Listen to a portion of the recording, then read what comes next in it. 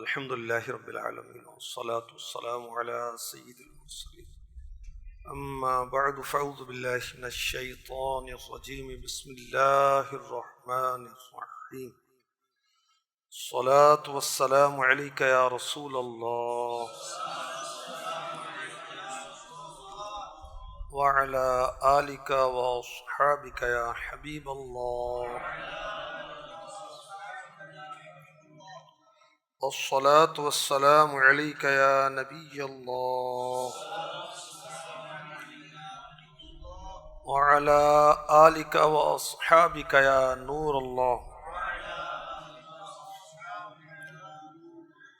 ہمارا مدنی مقصد کیا ہے؟ کہ اپنی اور ساری دنیا کے لوگوں کی اصلاح کی کوشش کرنی ہے انشاءاللہ عز و جل. اس کے لیے ہمیں 12 دینی کام کرنے ہیں. اور روزانہ کے کتنے دینی کام ہیں؟ ہفتہ وار کتنے ہیں؟ اور ماہانہ کتنے ہیں؟ ان ماہانہ 3 کام میں نیک اعمال، مدنی قافلہ اور مدنی کورسز. تو انشاءاللہ الکریم اب ہم مدنی کورسز کے تعلق سے سنیں گے. یہ کورسز کا طریقہ اصل میں ایک تربیت کا ایک طریقہ ہے نا، اور سیکھنا سکھانا دین اسلام کے اندر بہت ہی پسندیدہ عمل ہے اللہ کی بارگاہ میں، اس کے حبیب کی بارگاہ میں. اور میرے آقا علیہ الصلوۃ والسلام نے تو فرمایا انما بعثت معلما، میں معلم بنا کر بھیجا گیا، سکھانے والا بنا کر بھیجا گیا. اور سکھایا کن کو؟ صحابہ کرام کو. آقا سکھاتے، صحابہ سیکھتے، اور سیکھنے والے پھر سکھانے والے بن گئے. اصحابی کالنجوم فبأیہم اقتدیتم اہتدیتم. دیکھیں، جو گلے کاٹتے تھے، بچیوں کو زندہ دفن کر دیتے تھے، میرے آقا علیہ الصلوۃ والسلام نے بہت ہی پیارے اخلاق سے، نرمی سے، عفو درگزر سے، اپنائیت سے، دعاؤں سے، عطاؤں سے انہیں ہدایت کا چمکتا دمکتا ستارہ بنا دیا. جو خود راہ پر نہیں تھے وہ ہادی بن گئے. سبحان اللہ. تو دین اسلام میں سیکھنا سکھانا بہت ہی پسندیدہ عمل ہے. حضرت ابن معاویہ کندی رحمۃ اللہ علیہ فرماتے ہیں، ملک شام میں مسلمانوں کے دوسرے خلیفہ فاروق اعظم رضی اللہ عنہ کی خدمت میں حاضر ہوا تو آپ نے مجھ سے لوگوں کی کیفیت پوچھی. پھر خود ہی تشویش کا اظہار کرتے فرمایا شاید لوگوں کی یہ کیفیت ہوگی کہ بدکے ہوئے اونٹ کی طرح مسجد میں آتے ہوں گے، مسجد میں اپنی قوم اور جان پہچان کے لوگوں کو مجلس میں دیکھ کر ان کے ساتھ بیٹھ جاتے ہوں گے. عرض کی حضور ایسا نہیں ہے، مجلسیں منعقد ہوتی ہیں اور اس کے اندر لوگ سیکھتے سکھاتے ہیں. میرے آقا فاروق اعظم رضی اللہ عنہ نے فرمایا اچھا یہ کیفیت ہے تو پھر تم بھلائی پر ہو. سیکھنے سکھانے والے بھلائی پر ہیں، اور یہ سیکھنا اور سکھانا اللہ کو بھی محبوب ہے، اس کے حبیب کو بھی محبوب ہے. پارہ 11 سورہ توبہ کی آیت نمبر 122 میں ارشاد ہوتا ہے وَمَا كَانَ الْمُؤْمِنُونَ لِيَنْفِرُوا كَافَّةً فَلَوْلَا نَفَرَ مِنْ كُلِّ فِرْقَةٍ مِّنْهُمْ طَائِفَةٌ لِيَتَفَقَّهُوا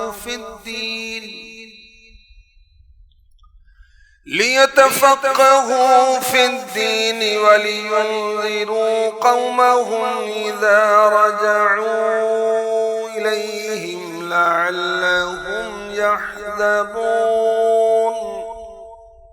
آسان ترجمہ قرآن کنز العرفان.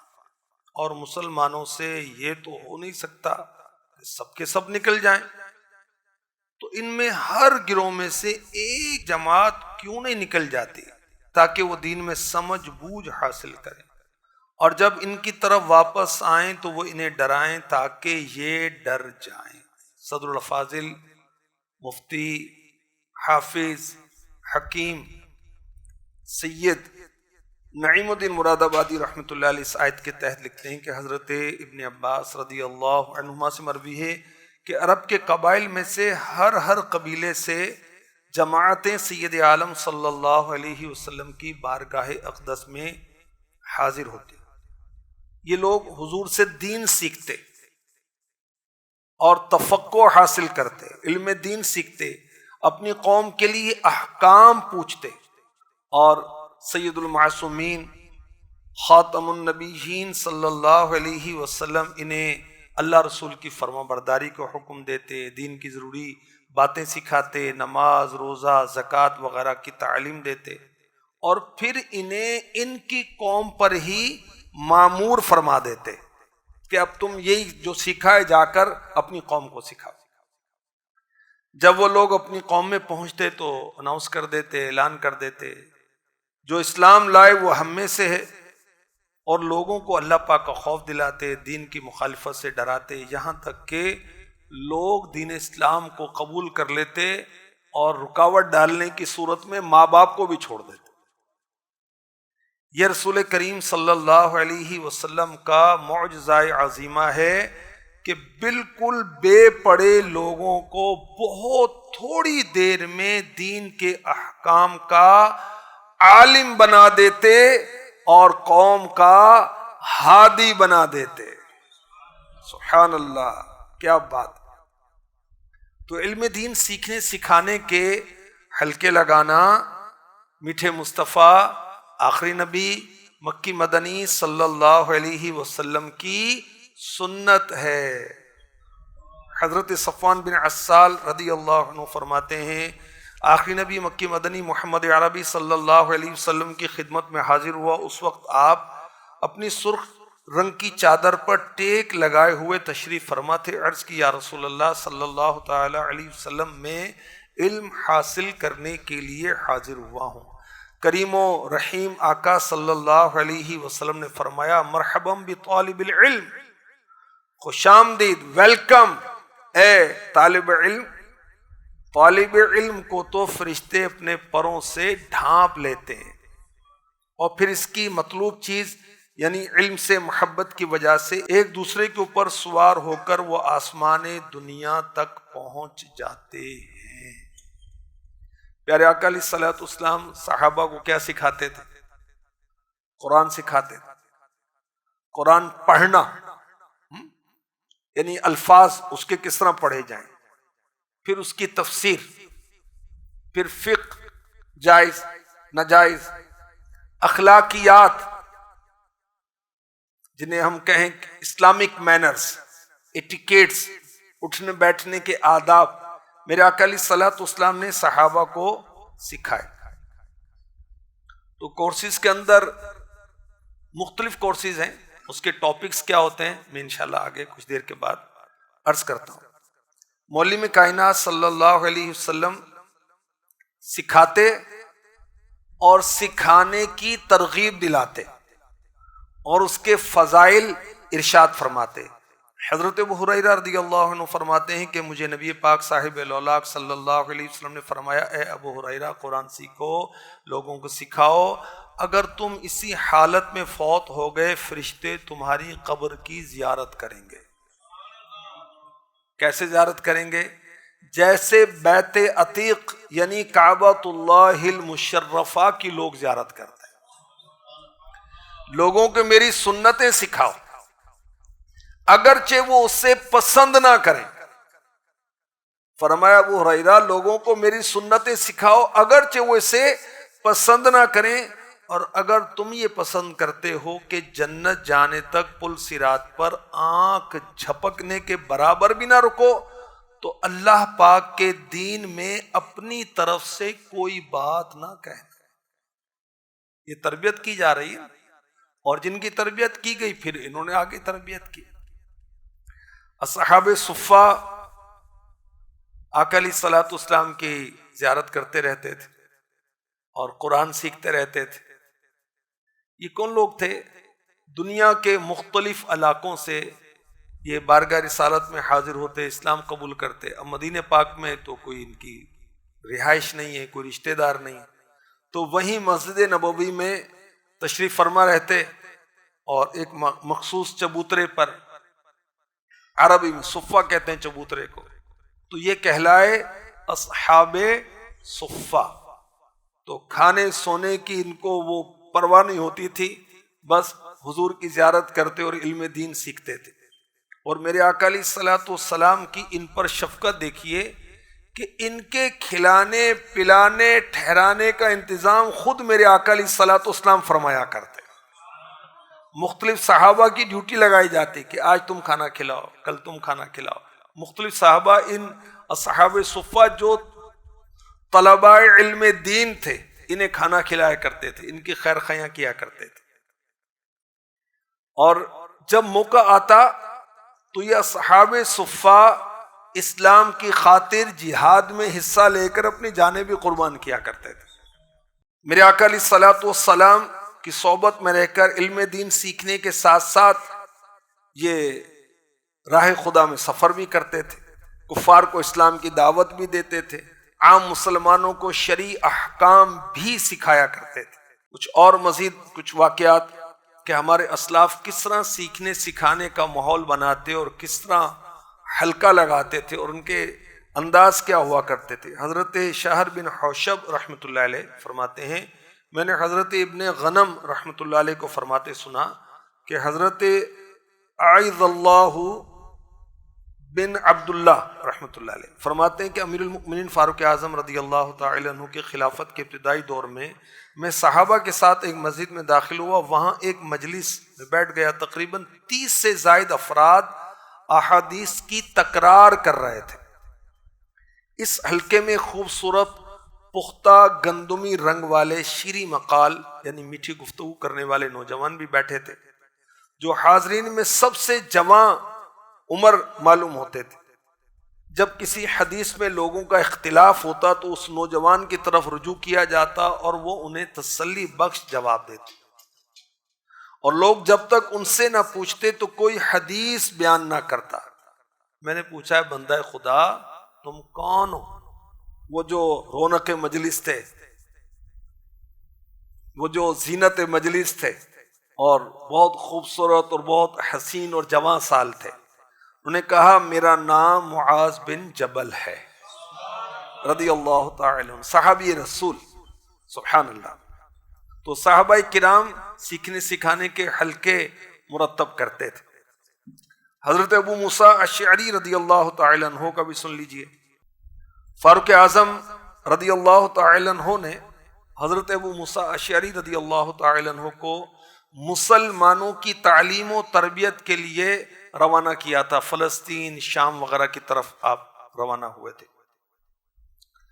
تو فاروق اعظم نے انہیں مکتوب لکھا، لیٹر لکھا، خط لکھا اور فرمایا کام کرتے رہنے میں قوت ہے، کام کرتے رہنے میں قوت ہے، اس لیے آج کا کام کل پر مت ڈالو، کیونکہ جب تم ایسا کرو گے تو مختلف کام تم پر جمع ہو جائیں گے، نتیجتاً تمہیں نقصان اٹھانا پڑے گا یا تمہارا نقصان ہو جائے گا.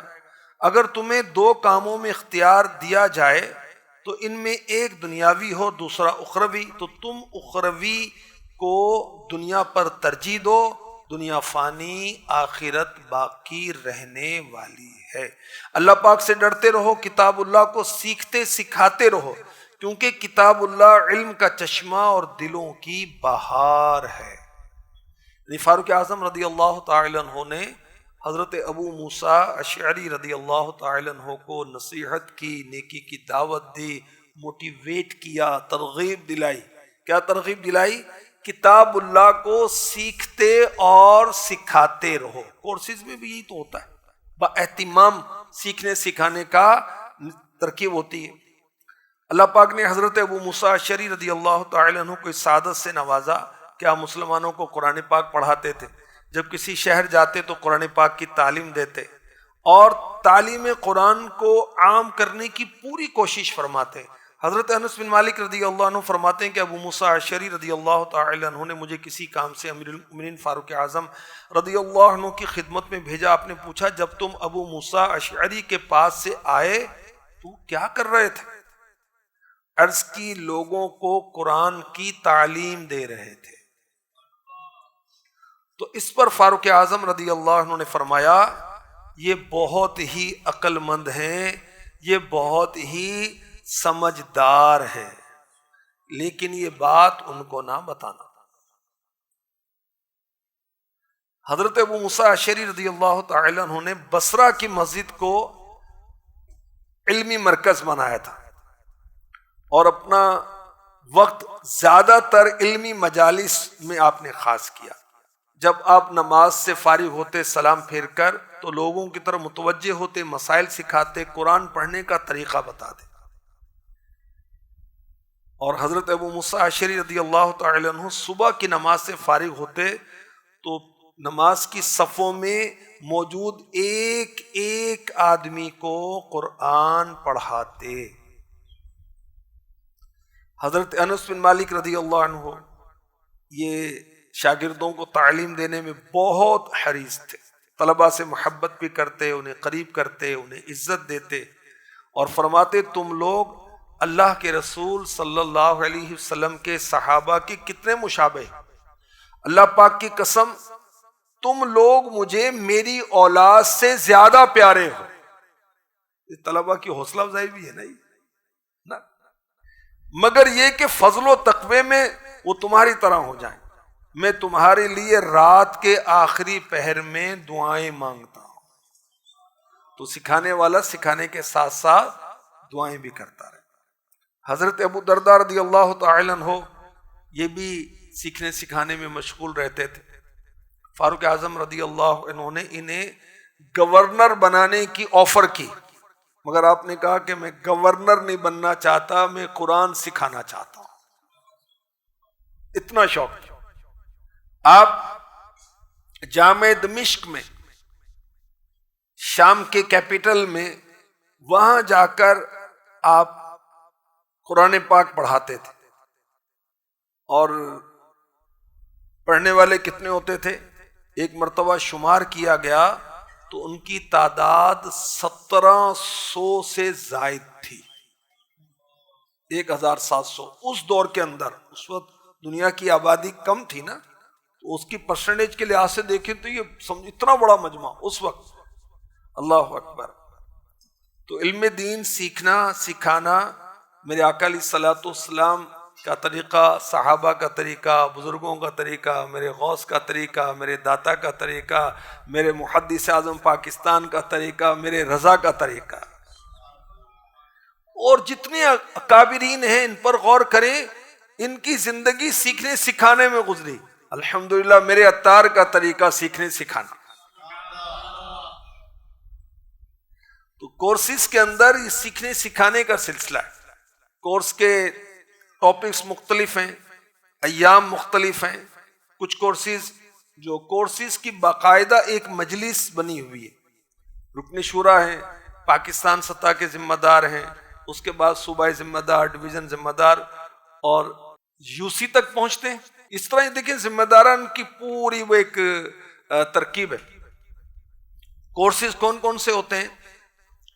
ایک 7 دن کا کورس ہے، 12 دینی کام کورس. رہائشی بھی ہوتا ہے، جز وقتی بھی ہوتا ہے. اس میں کیا کیا جاتا ہے؟ 12 دینی کام جو دعوت اسلامی کے بنیادی کام ہیں ان کی تعلیم دی جاتی ہے اور اس کا پریکٹیکل بھی کرایا جاتا ہے. 7 دن کا اصلاح اعمال کورس ہوتا ہے، یہ رہائشی بھی ہے، جز وقتی بھی ہے، اور اس میں نیک اعمال کے تعلق سے تربیت کی جاتی ہے کہ یہ کیا ہیں، یہ کیوں ہیں، کس نیک عمل پر کب عمل سمجھا جائے گا وغیرہ، اس کی تربیت کی جاتی ہے. 63 دن کا تربیتی کورس، یہ تو بہت ہی زبردست کورس ہے. درست مخارج کے ساتھ مدنی قاعدہ بھی پڑھایا جاتا ہے، نماز کے ضروری مسائل بھی، سنتیں، آداب، درس و بیان کا طریقہ. میرا حسن ظن ہے کہ جو یہ کورس کر لے گا تو وہ مدرسۃ المدینہ بالغان میں پڑھانے کا اہل ہو جائے گا. جو یہ کورس کر لے گا شاید وہ امامت بھی کر سکے، خطابت بھی کر سکے، اور دعوت اسلامی کے دینی کاموں میں وہ ذیلی نگران بھی بن سکتا ہے، وہ وارڈ نگران بھی بن سکتا ہے، اور ذرا نمایاں اس کی کارکردگی ہو تو یہ یوسی نگران بھی بن سکتا ہے۔ کافی عرصہ ہو گیا میں سکھر حاضر ہوا تھا سندھ میں، تو دو اسلامی بھائیوں سے مجھے ملاقات کا شرف ملا، تو ان کا تعارف کرایا گیا کہ یہ تربیتی کورس کر کے اب 1 ماہ کے قافلے کے امیر قافلہ بنے ہوئے ہیں۔ دعوت اسلامی میں ان کا آنا ہوا کورس کے ذریعے، کورس سے پہلے یہ دعوت اسلامی کی ذمہ دار نہیں تھے، اور کورس کی برکت سے اللہ پاک نے کرم فرمایا، ان میں ایسی صلاحیت آ گئی کہ امیر قافلہ بن کر آئے ہوئے ہیں۔ دیکھیں یہ کورس کی بہاریں، 12 دن کا مدنی مقصد کورس ہے، دینی کام کرنا سکھایا جاتا ہے، بالخصوص ملک و بیرون ملک دونوں کے لیے، اور دینی کام میں جو رکاوٹیں آتی ہیں اس کو دور کرنے کا طریقہ اس میں سکھایا جاتا ہے۔ 12 روزہ معلم کورس کروایا جاتا ہے، اس میں بھی درست مخارج کے ساتھ قرآن پڑھایا جاتا ہے، اور دوسروں کو قرآن پڑھانے کی تربیت کی جاتی ہے۔ 12 دن کا اشاروں کی زبان کا کورس، سائن لینگویج، یہ کرایا جاتا ہے۔ کس لیے؟ تاکہ جو ہمارے معاشرے کے اندر کم و بیش پاکستان میں 50 لاکھ افراد ہوں گے جو گونگے ہیں، بہرے ہیں، اپاہج ہیں، یہ 50 لاکھ کے لگ بھگ ہیں۔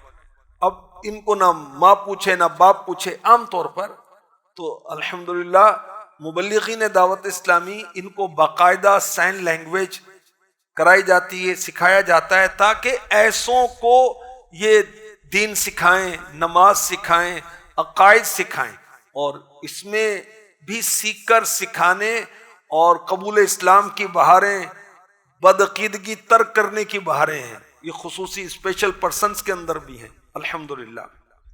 7 دن کا فیضان نماز کورس ہوتا ہے، رہائشی اور جز وقتی، نماز کا پورا طریقہ سکھایا جاتا ہے، فرائض، واجبات، مکروہات، تحریمات، تنزیہات، مفسدات، مستحبات، نماز کی سنتیں، نماز کا عملی طریقہ وغیرہ۔ 7 دن کا فیضان قرآن و حدیث کورس، اس میں قرآن پاک تجوید کے ساتھ پڑھایا جاتا ہے، مدنی قاعدہ، مکمل نماز، پھر کچھ سورہ فاتحہ، اور آخری 10 سورتوں کا ترجمہ اور تفسیر بھی پڑھایا جاتا ہے۔ اور فیضان چہل احادیث سے ابتدائی 17 احادیث اور اس کی مختصر تشریح، پھر فقہ بھی کچھ سکھائی جاتی ہے۔ 7 دن کا اصلاح عقیدہ کورس ہے، اس میں عقیدے کی درستی ہوتی ہے۔ 7 دن کا کفن دفن کورس، کبھی کسی کی فوتگی ہو گئی، اب اس ڈیڈ باڈی کے ساتھ کیا کرنا ہے، پھر غسل میت کیسے ہوگا، اور اس کو کفن کیسے دیا جائے گا، اور اس کو جنازگاہ کی طرف یعنی میت کی چارپائی کو کندھا دینے کا طریقہ وغیرہ، پھر اس کی تدفین، اس کو دفن کرنے کا طریقہ بھی سکھایا جاتا ہے۔ 7 دن کا احکام روزہ کورس بھی ہوتا ہے کورسز مجلس کے تحت، اس میں روزے کے اقسام، روزے کے دنیاوی فائدے، اخروی فائدے، مکروہات، مفسدات وغیرہ بھی سکھائے جاتے ہیں۔ ہفتہ وار 120 منٹ کا طہارت کورس، وضو، غسل، تیمم اور طہارت کے دیگر مسائل سکھائے جاتے ہیں۔ 120 منٹ کا ہفتہ وار نماز کی شرائط، فرائض اور واجبات کورس بھی کروایا جاتا ہے۔ 120 منٹ کا احکام تراویح کورس بھی ہے، احکام قربانی کورس بھی ہے۔ ان کورسز کے فائدے کیا ہیں؟ ان کورسز کے فائدے یہ ہیں کہ اس میں بہت سے فرض علوم سیکھنا ملتے ہیں، عقائد، نماز، روزہ وغیرہ دیگر عبادات کے تعلق سے، اور سیکھنے کے بعد جب عبادت کی جاتی ہے تو درست طریقے سے ہوتی ہے، اور اس میں سکون و اطمینان بھی رہتا ہے۔ یہ کورس کرنے کے بعد آدمی ایک مہذب آدمی بن جاتا ہے، ایک پڑھا لکھا جسے کہتے ہیں۔ اب وہ دنیاوی تعلیم پڑھا لکھا نہیں بناتی، دین کی تعلیم پڑھا لکھا بناتی ہے۔ یہ کورسز کرنے سے الحمدللہ اللہ اس کے رسول کی رضا، جو کہ سب فائدوں سے بڑھ کر فائدہ ہے، وہ حاصل ہوتا ہے۔ لوگوں کا دل جیتنے کا موقع ملتا ہے۔ جب کورس کر کے نیکی کی دعوت دی جاتی ہے، کوئی کام کیا جاتا ہے، تو اس کے اندر نکھار آ جاتا ہے، بہتری آ جاتی ہے، تھوڑی کوشش سے فائدے زیادہ ہو جاتے ہیں، اور سیکھے ہوئے اسلامی بھائی جب کام کرتے ہیں تو اس کے نتائج کچھ اور ہی ہوتے ہیں۔ الحمدللہ نیکی کی دعوت دینے میں آسانی ہو جاتی ہے، اپنی اور لوگوں کی اصلاح کا جو مدنی مقصد ہے اس کے حصول میں بھی آسانی ہوتی ہے۔ مختلف کورسز کے مختلف اہداف ہیں کہ کون سا کورس کس سطح پر ہوگا اور کتنے اسلامی بھائی اس کے لیے تیار کرنے ہوں گے۔ اللہ تبارک و تعالی ہمیں 12 دینی کام اور ہر نیک کام اپنی رضا کے لیے کرنے کی توفیق و سعادت عطا فرمائے، آمین۔ صلو علی الحبیب صلی اللہ تعالی علی محمد۔